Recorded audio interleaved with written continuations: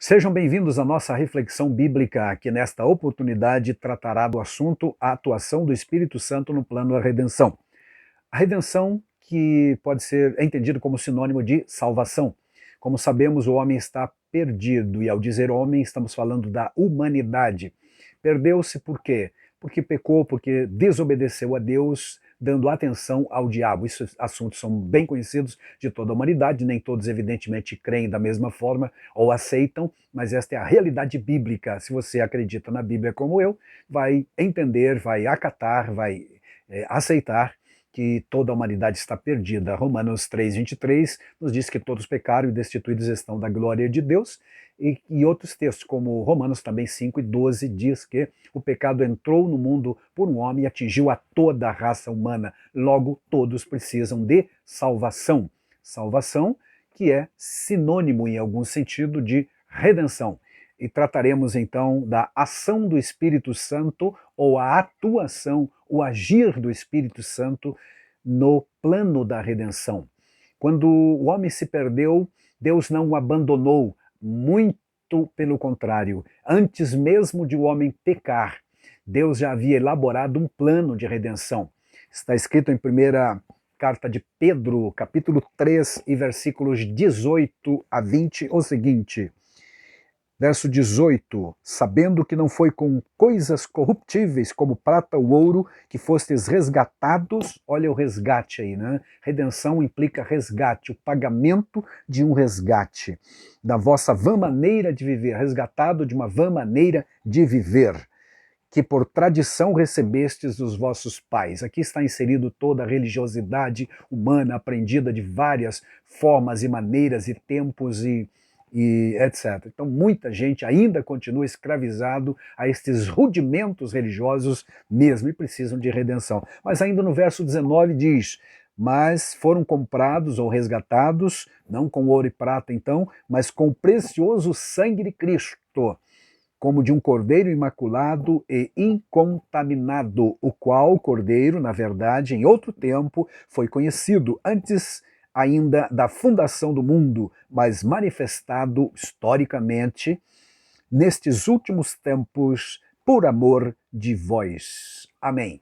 O plano de redenção, então, feito, elaborado por Deus, está inserido nos contextos da eternidade, muito antes de o homem ser criado, antes de sua existência ou da existência de qualquer outra coisa. Deus já havia elaborado um plano para resgatar o ser humano perdido. Por quê? Ainda em 1 Pedro, no capítulo 1 e o versículo 2, nós temos essas esclarecedoras palavras que dizem: eleitos segundo a presciência de Deus Pai, em santificação do Espírito, para a obediência e aspersão do sangue de Cristo Jesus, ou Jesus Cristo. Graça e paz é a saudação inicial de Pedro, escrevendo aos forasteiros da fé, como ele se expressa nesta carta.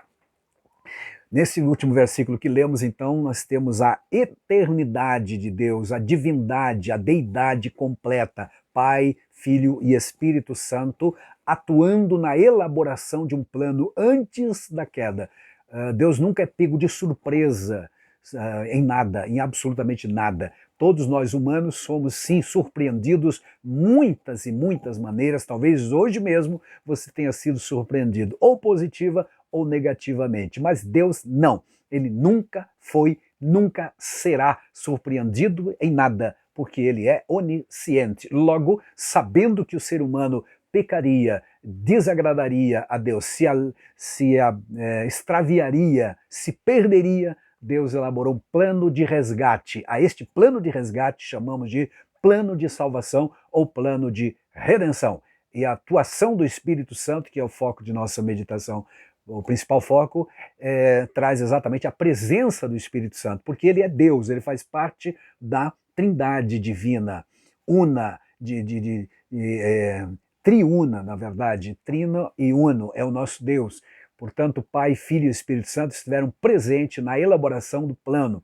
Mas o Espírito Santo também esteve presente em todo o desenvolver do plano da salvação ou da redenção, porque profeticamente foram muitas as profecias prometendo o Messias, o Salvador, o servo sofredor, aquele que traria a libertação plena à humanidade, não só para os judeus, mas para toda a humanidade. Infelizmente, quando Jesus veio, os judeus, que era o povo de Jesus, não o aceitou, o rejeitou, mas a Bíblia diz em João 1:12 que a tantos quantos o receberam, deu-lhes o poder de serem feitos filhos de Deus. E no ministério de Cristo Jesus, lá estava o Espírito Santo ungindo a Jesus para que ele realizasse tudo o que fez conforme Atos 10:38. Diz o texto que ele andou fazendo o bem, ou seja, realizando a obra de Deus, o seu ministério, a obra completa da redenção no poder, na unção, na direção e na inspiração do Espírito Santo. Acompanhando as narrativas do Novo Testamento, vamos encontrar o Espírito Santo na tentação de Jesus, durante os milagres, durante a sua vida, seu ministério, na sua ressurreição. Enfim, o Espírito Santo está sempre presente na efetivação, tanto lá na elaboração antes da fundação do mundo, quanto na execução do plano de salvação.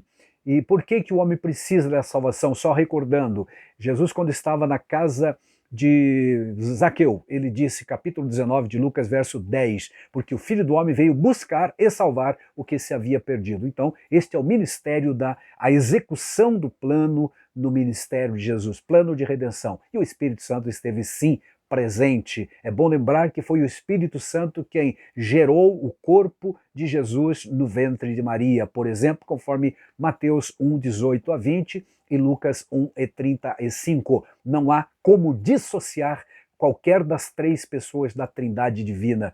Onde um está agindo, ambos estão presentes. Não tem como dividir, são indivisíveis. A Trindade, melhor dizendo, é indivisível. Portanto, o Espírito Santo atuou, sim, em todas as etapas, glória a Deus, do plano da redenção.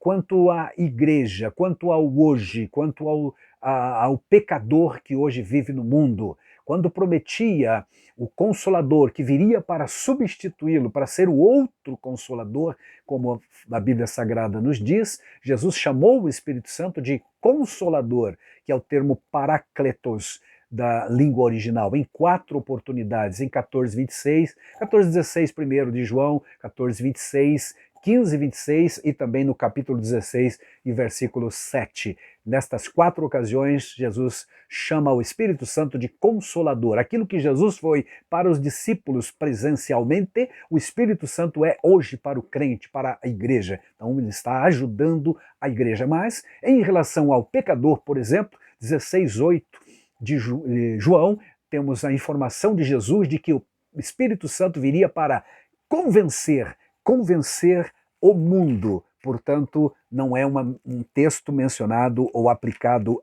ao já salvo, mas ao mundo. Literalmente o texto diz, e quando vier o Consolador, convencerá o mundo do pecado, da justiça e do juízo.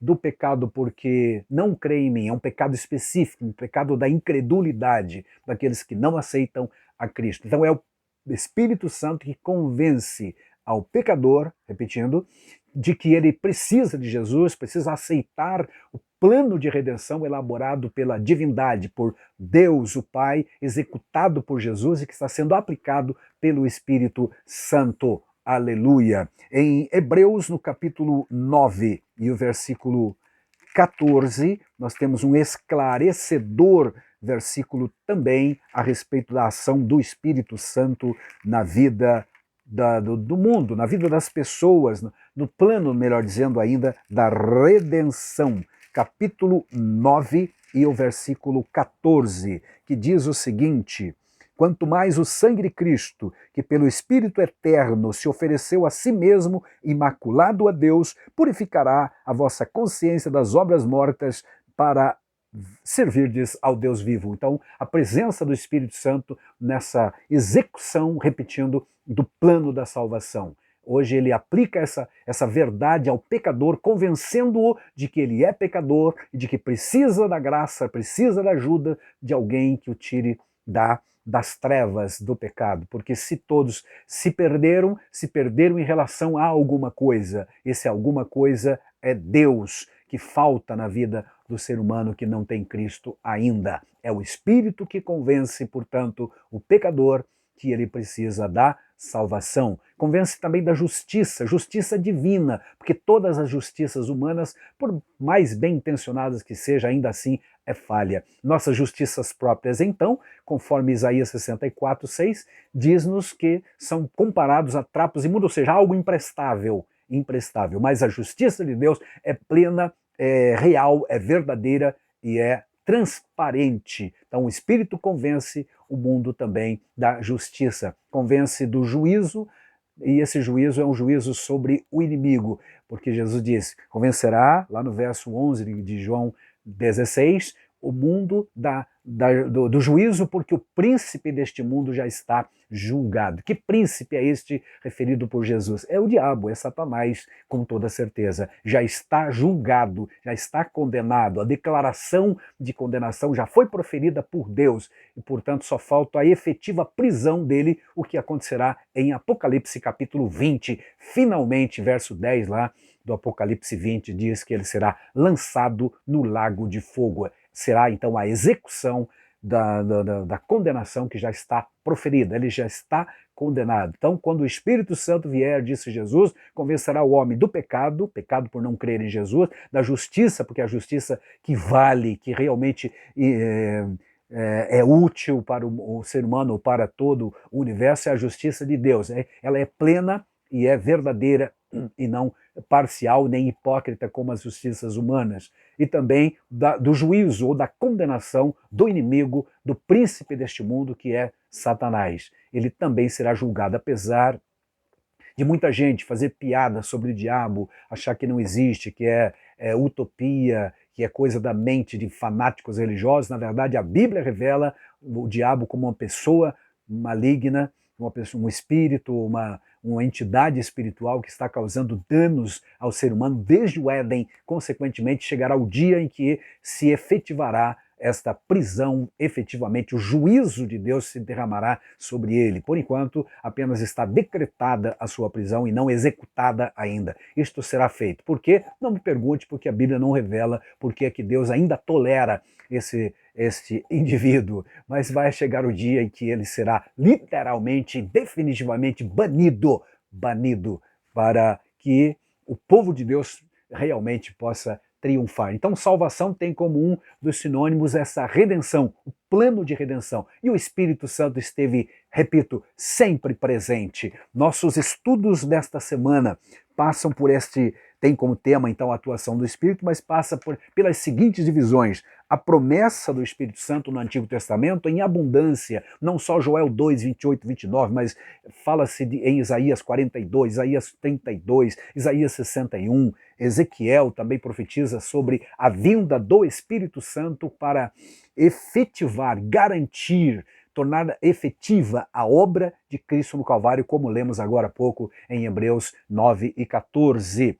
Também falaremos sobre o Espírito Santo consolando e ensinando, duas funções básicas do Espírito Santo hoje em relação à igreja, ao crente em Cristo, como consolador, como ajudador e como ensinador. Esta expressão ensinador se aplicava muito especialmente aos 12 discípulos que lá estavam com Jesus nessa ocasião, mas se estende para toda a igreja também. Ele é o nosso ensinador por excelência, inspirou as Escrituras e ilumina as mesmas Escrituras quando as lemos hoje neste presente tempo. Ele é o nosso ajudador. Aleluia, aleluia. O apóstolo Paulo, escrevendo aos Romanos, diz que às vezes há momentos que nós não sabemos nem orar como convém, mas o Espírito nos assiste, nos ajuda com gemidos inexprimíveis, e aquele que sonda os corações sabe qual é a intenção do Espírito. Aí está uma prova de que o Espírito realmente é o nosso ajudador. Não esqueça disso, irmão, e não negligencie a busca constante de Deus, pedindo também que o Espírito Santo inspire as suas orações e o ajude em toda esta situação que muitas vezes não sabemos como proceder. Finalizamos dizendo e falando sobre o Espírito Santo, reprovando e convencendo o mundo, que já mencionamos. Ele vem para convencer o mundo do pecado, pecado da incredulidade especialmente. O pecado da incredulidade é uma espécie de roda motriz que gera todos os demais pecados. O incrédulo, por ser incrédulo, por não acreditar em Cristo, ou em Deus, ou no céu, ou que haja um dia de prestação de contas, comete as maiores barbaridades e nem sente-se mal por isso. Por quê? Está levado por essa incredulidade, achando que nunca será confrontado. Mas é o Espírito Santo que confronta, porque quando diz que convence, não tem como convencer se não confrontar o pecador. E é importante aqui as mensagens que se prega hoje em dia, muito suavizadas. É preciso ser mais incisivo em determinados momentos para que realmente o Espírito tenha essa liberdade para convencer o pecador. E ele fará isso através de uma mensagem, de uma pregação, ou até mesmo diretamente em casos específicos. Há várias maneiras de Deus falar com o pecador. Também o Espírito Santo convence do juízo, como dissemos. Juízo sobre quem? Juízo sobre o diabo. Que nesta lição possamos nos deter e aprender um pouco mais sobre esta ação do Espírito Santo na redenção. Em 9:31 de Atos está escrito: assim, pois, as igrejas em toda a Judéia, Galiléia e Samaria tinham paz e eram edificadas e se multiplicavam, andando no temor do Senhor e na consolação do Espírito Santo. Então, não podemos prescindir da presença real do Espírito Santo na igreja, na vida do crente, tanto fazendo o nosso multiplicar, ou seja, o crescimento da igreja, quanto também consolando-nos em tempos tão complexos, tão difíceis, tão doridos como esses que atravessamos. Que o Consolador Divino continue a nos consolar. Esta é a atuação do Espírito Santo, agindo no crente, gerando o fruto do Espírito na nossa vida e também comunicando os dons espirituais para trabalho, revestindo-nos de poder. Amém e amém.